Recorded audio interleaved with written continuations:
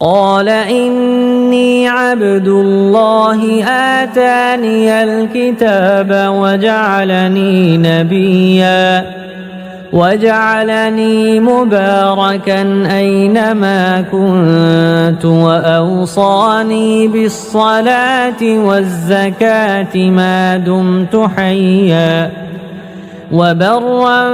بوالدتي ولم يجعلني جبارا شقيا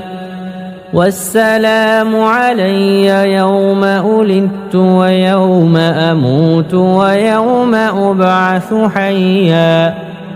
ذلك عيسى ابن مريم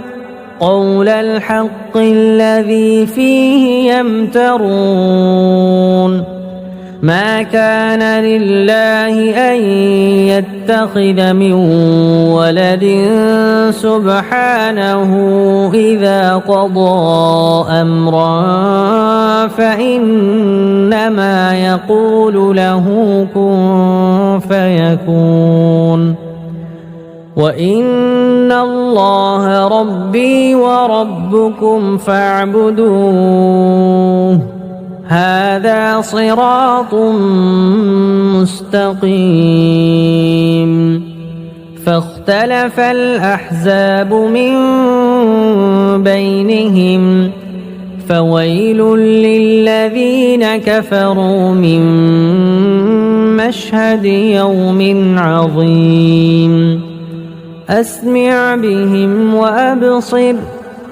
أسمع بهم وأبصر يوم يأتوننا لكن الظالمون اليوم في ضلال